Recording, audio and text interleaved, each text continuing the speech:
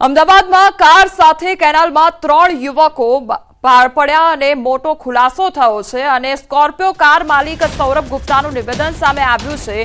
મૌલિક જાલેરાને મિત્રતામાં car આપી હતી, તેણે કાર બાદમાં કોને આપી તે મને જાણ નથી તેવું કહેવામાં આવ્યું છે। તો આ સૌથી મોટો ખુલાસો થયો છે। કાર સાથે કેનાલમાં 3 યુવકો પડ્યા અને તે મામલે મોટો ખુલાસો થયો છે। સ્કોર્પિયો કાર માલિક સૌરભ ગુપ્તાનું નિવેદન સામે આવ્યું છે।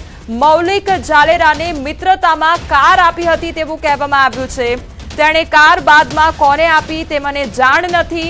આ મોટું નિવેદન કાર માલિક દ્વારા આપવામાં આવ્યું છે। મારા જોડે ગાડી હતી, આ મારા મિત્રની છે। મારા જોડે 2-3 મહિનાથી ગાડી છે। આ ગાડી મારા એક મિત્રને આપી હતી હું, જે ટીવીએસ કંપનીમાં સેલ્સ મેનેજર તરીકે છે। એમને ત્યાંથી હું ઓલરેડી 2 ગાડીઓ લીધેલી છે, જુપિટર। તો એમને હું ગાડી આપી 4 કલાક માટે કે ચલો વાંધો નહીં, મારા ભાઈને કે ફરવા જવાનો છે એ હિસાબથી મેં એમને ગાડી આપી હતી। એમને પોતાનું લાઇસન્સ એ જે તે વખત તરતના તરત લીધો છે ઓર મારા સીસીટીવી ફૂટેજ બી છે। જે ગાડી લઈ જાય છે એનો મારા પાસે લાઇસન્સ છે ઓરિજિનલ માણસનો, જે કંઈ મને મળેલા બી છે। મારા તદ્દન ફોન ઉપર કોન્ટેક્ટ એમને જોડે ચાલુ જ છે। તમે ભાડે આપી હતી કે મિત્રતામાં આપી હતી? મારે મિત્રતામાં એ ગાડી આપી હતી। બસ મારી ગાડીમાં એમ કીધું એમને કે મારી ગાડીમાં ડીઝલ છે 3000 રૂપિયાનો, તો એ ડીઝલના તારે ખાલી પૈસા આપી દેવાના છે। તમારી પાસે લઈ ગયા એમનું નામ શું? મારે તમે સમજી લો કે મૌલિક જાલેરા। મૌલિકભાઈ ગાડી લઈ ગયા પછી મૌલિકભાઈ પાસેથી બીજા જોડે ગઈ, તમને ખ્યાલ હતો? એ મને નહીં ખબર કોઈ બી જાતની। તો કાર આપનાર મૌલિક જાલેરાનું નિવેદન સામે આવ્યું છે। મેં મારા મિત્ર રુદ્રને ફોટા પડાવવા માટે કાર આપી હતી, વસ્ત્રાપુરનું કહી કાર લઈ ગયા હતા। રુદ્ર પાસેથી તેના મિત્રો કાર લઈ ગયા હતા તેવું તેમના દ્વારા કહેવામાં આવ્યું છે। સૌરભભાઈ પાસેથી ગાડી લીધી, એ મારા મિત્ર છે। મારે ફરવા જવાનો પ્લાનિંગ હતો બહાર, તો મેં એમની પાસેથી ગાડી લીધી। હવે મારા મિત્ર કહે કે મારે ફોટા પડાવવા છે, તો મેં એમને પછી ગાડી આલી। મેં કીધું ફોટા પડાવી લ્યો। અને મારા પછી ઓફિસથી ફોન આવ્યો એટલે હું ઓફિસે જતો રહ્યો તરત, અને ગાડી એમની પાસે હતી, એ વસ્ત્રાપુર લેક હતા, એ ત્યાં ફોટા પડાવતા હતા।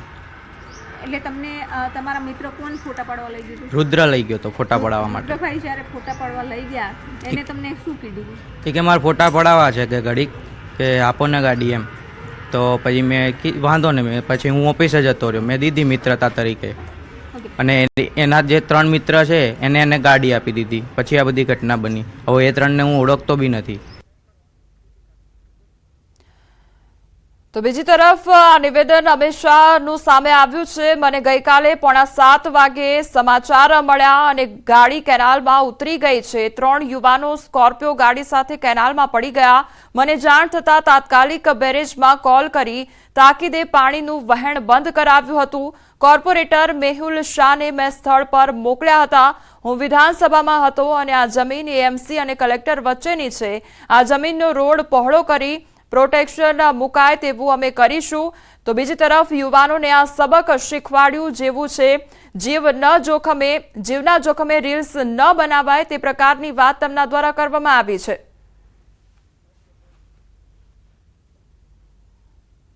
આસપાસ સમાચાર મને મળ્યા કે એક સ્કોર્પિયો ગાડી કેનાલમાં ઉતરી ગઈ છે અને વાસણા ડેમના એન્જિનિયરને ફોન કરીને તાકીદે પાણીનું વહેણ બંધ કરાવ્યું હતું અને ફાયર બ્રિગેડને પણ જાણ કરી હતી। હું વિધાનસભામાં હતો એટલે મારા કાઉન્સિલર મેહુલભાઈ શાહને અહીંયા મેં સ્થળ ઉપર મોકલ્યા હતા અને 2:45 સુધી રાત્રે અહીંયા રહ્યા હતા અને સવારે 6:30 આવી ગયા છે।